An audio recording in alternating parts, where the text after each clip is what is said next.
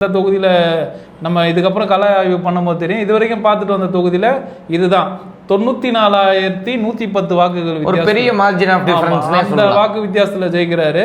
PMK பார்த்தீங்கன்னா 55,468 வாக்குகள், 21.26% வாக்குகள் வந்து இந்த தொகுதியில் ராஜமன்னார் அவர்கள்.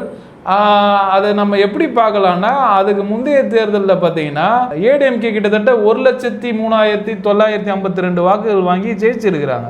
ஆனால் கடந்த முறை பாமக கூட அதிமுக கை கோர்த்தது இந்த தொகுதியில் வந்து ஒரு எதிர்ப்பலையாக தான் நான் பார்க்குறேன். ஏன்னா ஒரு 1,03,000 வாக்குகள் வாங்கின ஒரு தொகுதியில் 55,000 வாக்குகள் என்றது மிகப்பெரிய பின்னடைவு.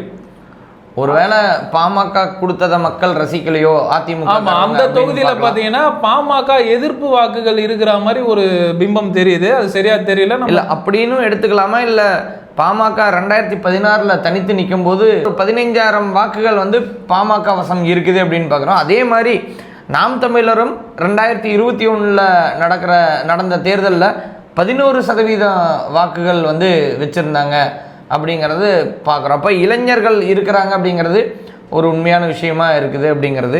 இப்போ இதே இடத்துல ஒரு 3 முனை போராட்டமாக இருக்கட்டும், இது 4 முனை போராட்டமாக இருந்தால் எப்படி அந்த வெற்றி வாய்ப்புகள் இருக்கும்? அதாவது நீங்கள் பூந்தமல்லி தொகுதியை வந்து எப்படி பார்க்கணும்னா, இப்போ இதுக்கு முன்னாடி பார்த்த தொகுதி பார்த்தீங்கன்னா திருவள்ளூர் பார்த்தோம்.